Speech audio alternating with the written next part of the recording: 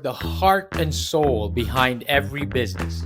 Stories. Welcome to Business Story of the Week, hosted by me, Joshua Laurie. From setbacks to comebacks, from tragedies to triumphs, we inspire entrepreneurs through conversations that matter. Witness the magic that turns dreams into reality. Whether it's your career, business, or life, your success is always one story away. This is Business Story of the Week.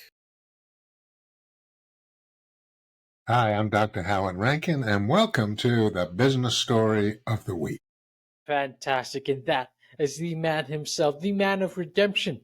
He's our guest for today, and he will be sharing his wisdom, his insight, his perspective with us. Of course, I am Joshua, your host, every day, every week, every episode. We start off with a riveting question. And today's question is, can redemption really be the secret to unlocking your greatest potential?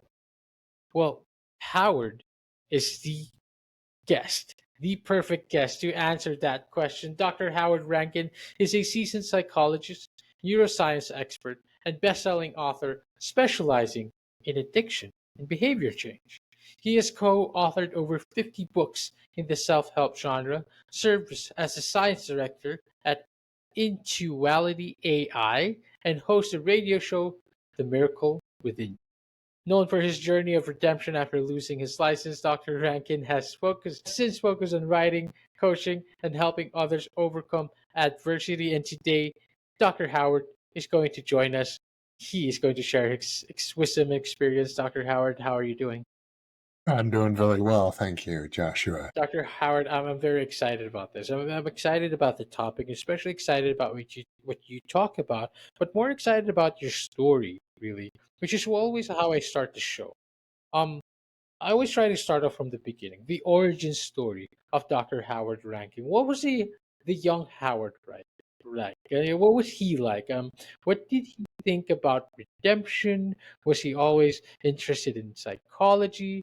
What was the young Howard like? Yeah, that's a good question. Young Howard actually had an interesting perspective on life. Mm, He was very caring of other people. mm, He had great parents. His mother was incredibly resilient. She had gone through many things, but she didn't let them knock her off her stride. And my dad, unfortunately, didn't have any education, but was very smart. But he'd get very stressed out at times. And so I learned from an early age to look at, you know, how somebody is. Should I approach them? Should I shut up? Should I, sort of like the peacemaker, don't make waves, don't make waves. And that carried through both in a positive and a negative way. It got to the point where my boundaries were not appropriate. I would do things for other people that really weren't appropriate. And I wish somebody in my late teens or early 20s would have shaken me and said, Howard, you're being too nice. Stop being nice. And that's interesting. And I remember one time I was counseling, I was doing psychotherapy with a client, and his boss came in to talk about him. And, I said, look, if he does this, you've got to blah, blah, blah. And the boss said, boy, you're being really harsh. And inside me, I thought, yes, finally. All right. Wow. Well, at least I improved on that part. Now I'm not being too nice. But Dr. Howard, the thing is, like, I love that you framed that story for us because we come to different stages in our life, we come to different changes in our lives as well, and this, of course, is your expertise when it comes to you know behavior change as well. But you also specialize in addiction. You also specialize in neuroscience. As we lay a bit more foundation on here, Dr. Howard, how have those three things come to intersect in your career? And again, what surprises you about the intersection of those Hmm. three things? And what was the inspiration really behind why focus on those particular areas? Yes, typically why is that I was faced with a challenge around that. And one of the biggest challenges I had as a psychologist was I had a woman come in and she was a legitimate, what we used to call multiple personality. I mean, she had numerous alter egos. It was incredible. And I learned so much in working with her. digging down and peeling back the layers of trauma to get to the point where there was no longer need for an alter ego to cover stuff up. It was an amazing experience. It took us 12 years, but it was incredible. And that really got for me to see how early experiences really shape us, how they condition us. And, one of the things that happens is we think, oh, this is just kind of who I am. I have a theory called programmed persona theory, which is that we get programmed in certain situations where the cells in our body, mind body, create a program, which is, in this situation, I always get anxious or angry or depressed or whatever it is. There's programming. And it's not really a multiple personality. It's just a different side of us, but it's programming. And we can change that. We can change that programming. We can hack it so that it stops being what most people think, oh, well, that's just who I am. No, you have the power to change that, which is really remarkable because most people don't think of that. I love that. And I subscribe to that truth, by the way. I mean, around the ages of 6 to 8, where we are most malleable, we experience things, and these things begin to start forming our personality, and we bring this up into adulthood. What did they say? Something like 80 to 90% of you is decided around those ages, and you Yes. just can't. It's just very difficult to change that now. And it's a very interesting. I love that you brought that up because, again, we talk about behavior change, and given that concept, given that our persona has decided very early on in our lives, right? Mm-hmm. It feels like it's a mountain. If you want to change that, behavior change is a mountain. It's a huge climb. It's a tall climb, a long climb, a very difficult journey. What does the climb look like when you want to change yourself? But how do you, Dr. Howard, help people in preparing for that journey, in overcoming that mountain? Well, part of it is what's your motivation for doing this? What is Mm. your motivation for doing it? Why do you want to do this? It took me a lot. I was trained, in helping people change behavior. And after about, 15 years in practice, I was, nobody's taught me anything about communication. And so actually I wrote a book on communication called Power Talk, The Art of Effective Communication after I looked at this. And then when somebody came in and said, well, Doc, I want to quit smoking, I wouldn't say things like, well, yes, of course you need to do that, blah, blah, blah. I'd say, well, why the hell do you want to quit? Because what I think does not matter. I got to meet him or her where they are. And this is a problem in medicine, in therapy, in all sorts of areas. You got to meet people where they are if you're going to influence them. Especially because we have different phases. Again, going back to the phases where we are in lives, it constantly changes. It's not about like wanting them to. You need to get here quick, right?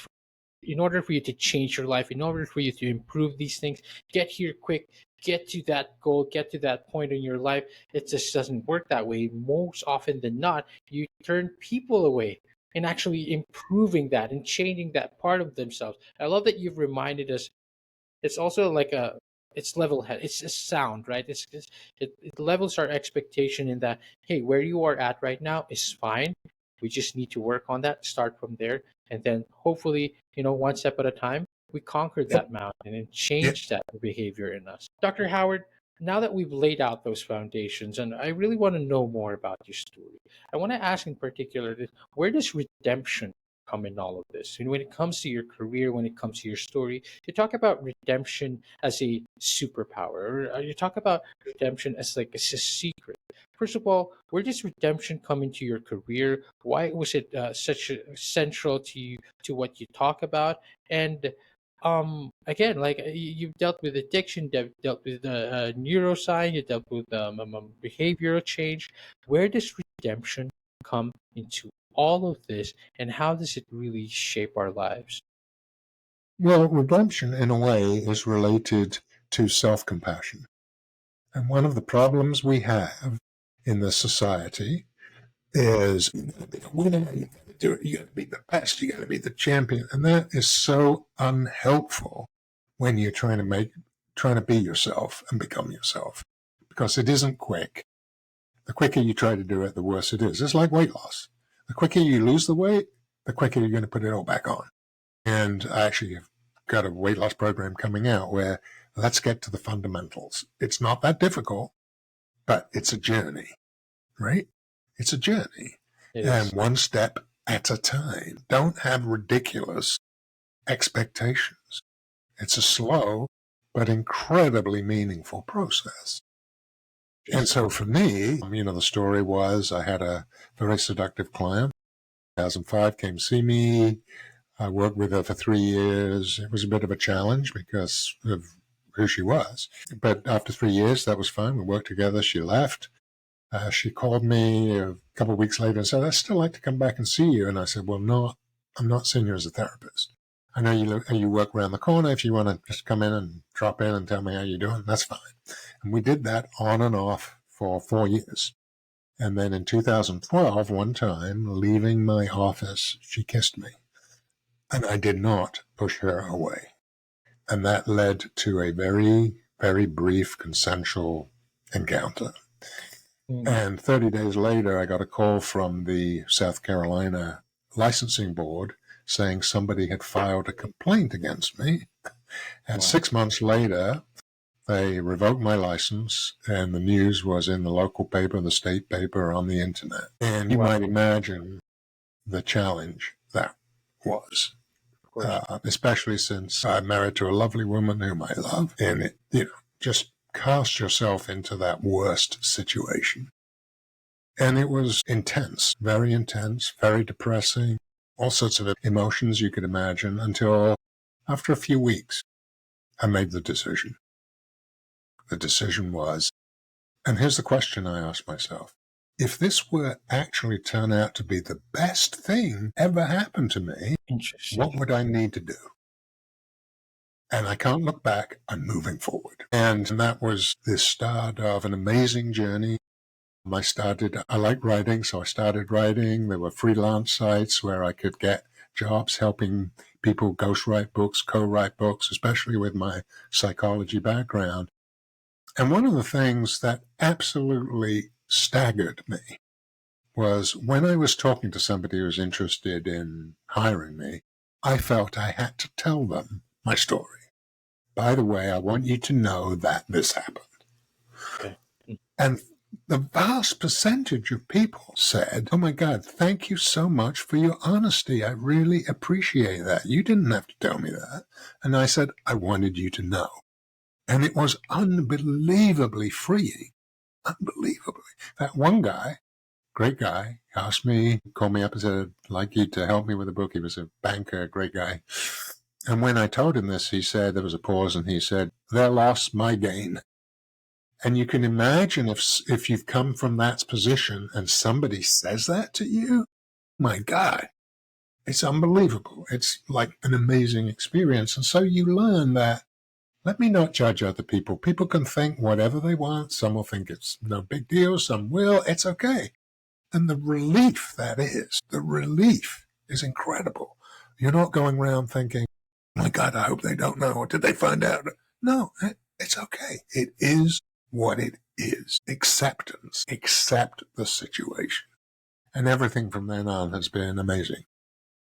I love it. And of course, it's a clear way, and this might be relatable, of course, and to our audience and listeners as well, in a different light, or in a very similar light as well, in a similar scenario. The acceptance of it allows us that freedom from it to turn that tragedy into a triumph, so to speak.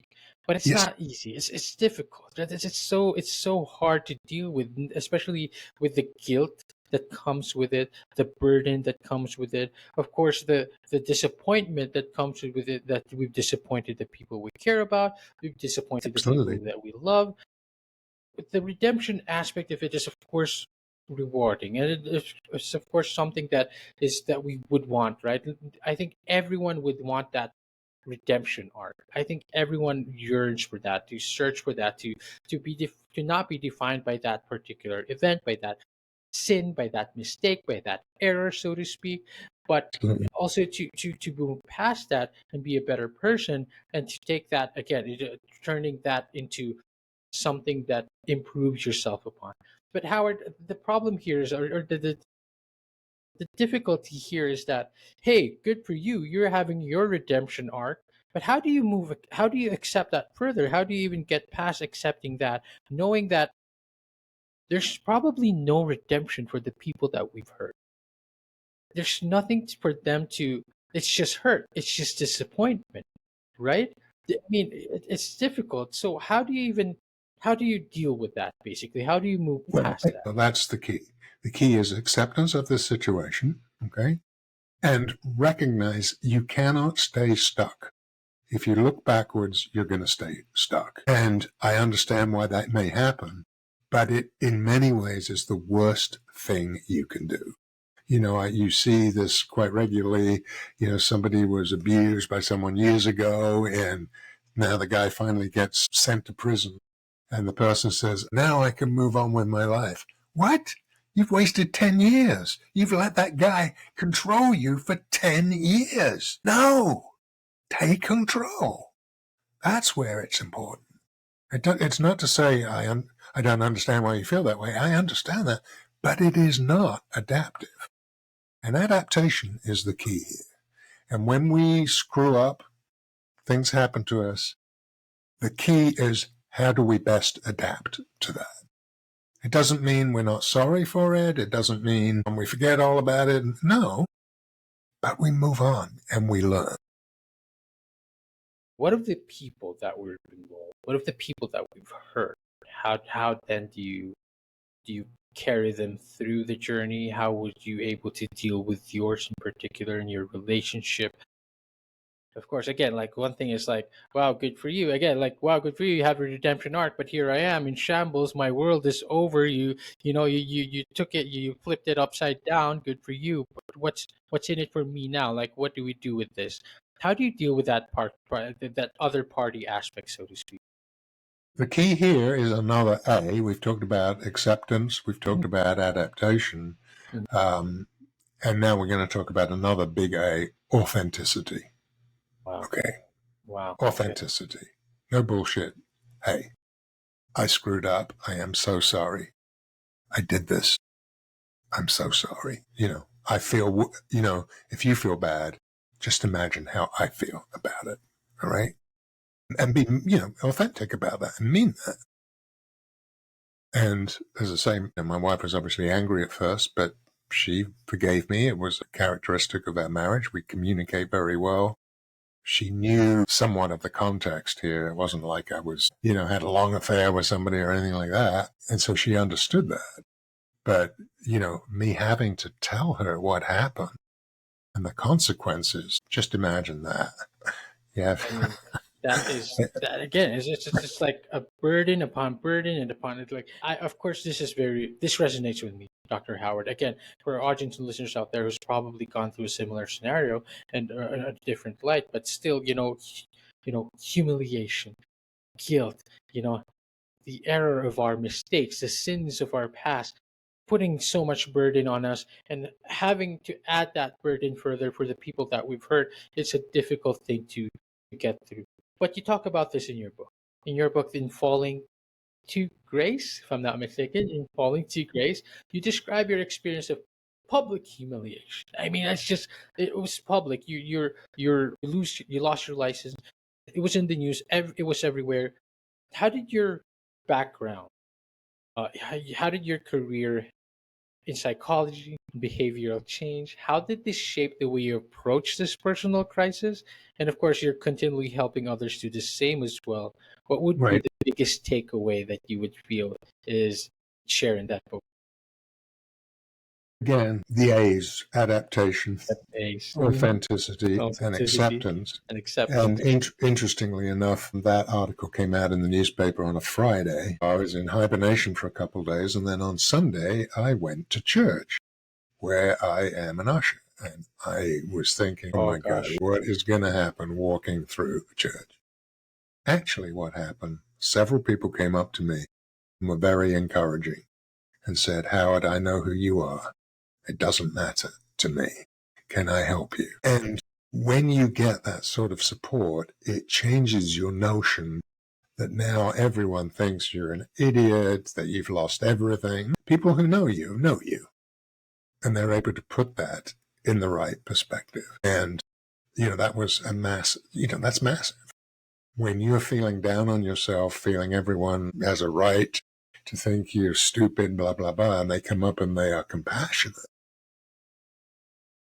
That it makes a huge difference. it makes a As huge you, makes it lighter knowing that you people know you for who you are, and you know that what I always remind myself and what I remind my friends and family is that we are not our mistakes. I think right. that's No, very, very important. no, that's right. And every saint has a past, every sinner has a future, right? I love that. You move on. You cannot stay stuck. That is the worst thing. But I do think it is what happens to a lot of people. It's Um, nice. It's nice to have that support around all of us, and it's also its own form of redemption, right? Like hmm? knowing people that are encouraging you that you can be better, and you are better than this, so to speak. Howard, is redemption more of like a fixed state? When do you know that you've redeemed yourself, or do you feel like it's more of a continued journey? I think it's a continuous journey, to be honest. I think it's a continuous journey of self-improvement, of accepting, hey, there are things that I shouldn't have done, things that I screwed up, what have you. I'm going to be authentic. I'm going to face up to those. I'm going to accept that I did them. I'm not going to crush myself indefinitely. That does not help. Yes, initially, yes, the anger, but then you got to let that go because that'll just keep you depressed, suicidal. That's not going to work for you. That's not adaptive. And you've got to find your way out of that. So support and the people around you are very important. And realizing, hopefully people listening to this realize, you know what, this is possible. This guy did it. This guy did it. It is possible. It is quite. It's amazing.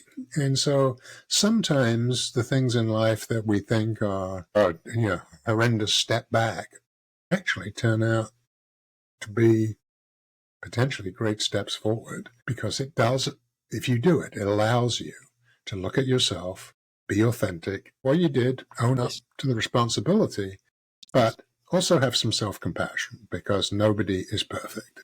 nobody is perfect, and self-compassion is important. I feel also to be moving forward. This is to allow us to move forward. This reminds me of something, and now it just came up with me, and I want to ask this: is that what if people, like you said, someone approached you and said, "This isn't who you are, Howard. We know, and you can be better than this. You'll improve than this. This isn't who you are, and we'll encourage you. You can be better. And you are already better." But what if people like that? Like they that's their character. They are known to do that, right? Is the question now? I believe is like, is there are are there people who are not irredeemable? Like, are there Well, irredeemable people, right? I'm sure there are. Reminds me of a great story of a priest during World War II was interviewing a German soldier who was a prisoner. And he said, are you sorry that you killed people? And he said, no. And then his next question was the big question. Are you sorry you're not sorry? Right? Do you have any compassion? I mean, this goes down to moral roots. What is your connection to other people? Do you care for them or do you couldn't give a you know what? Right? Right. Exactly. And that's what it comes back down to. And so Comes there back. are some people who have been trained, they have their personas, are very egotistical, don't care about other people, only care about themselves. They wouldn't even think about redemption. Why do I need to be redeemed? I'm perfect, you know? Love that. And it kind of brings us full circle to that persona programming that is decided earlier on in our lives. And I wanted to ask that question because it's so noble to say like no one is irredeemable. like people Right. can be redeemed. It's so nice to say, right? It's so nice to Yes. say. You feel righteous saying that. You feel nice to say that to other people because you're such a noble person to think that. But the truth of the matter is, it feels like just given that context and given the opportunities, it really is a personal choice. Redemption is something that you choose. So yes, there may no one be. I mean, there is maybe perhaps there people.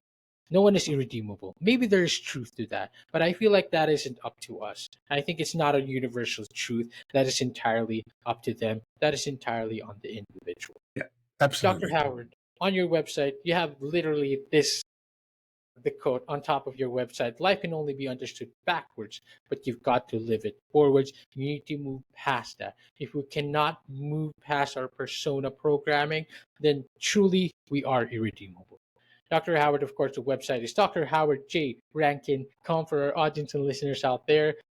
The book is Falling to Grace by Dr. Howard Rankin. Dr. Howard, where else can we find you? Where else can we learn more? Where can we connect with you? Okay, I have a radio show called The Miracle Within You, which is on a station called UK Health Radio. Wow. And you can find it on podcast too. And that's another amazing story coming out of the core things we've been talking about, where I came across people who'd had miraculous recoveries from all sorts of physical conditions. And amazing stories out of that, and the role of mindset in physical healing, not just mental and behavioral healing, physical healing. So I have that, and I am starting a whole series of courses under the Miracle Within You on Kajabi, including a redemption dealing with shame course and a variety in behavior change specifically. So that's going to be up shortly. Fantastic. Of course, once again, go make sure to check all of that out. The Miracle Within You radio show and Dr. Howard's Kajabi courses. You can miss that. Let's not miss that, especially if this topic in this episode resonated with you today. Of course, you have friends and family that you feel this might help. Go share this with them. Go make sure they check out drhowardjrankin.com. Dr. Howard, thank you so much for being on the show. Thank you for having me on the show. Fantastic to all our audience and listeners out there. I hope you guys enjoyed this episode. Thank you for watching, and we will see you on the next one. Bye bye. All right, so here's the thing. We try to get a little bit better every day, but we can't do it without you. So if you like the video, make sure to like and subscribe below. And if you have any comments, just leave them in the space under.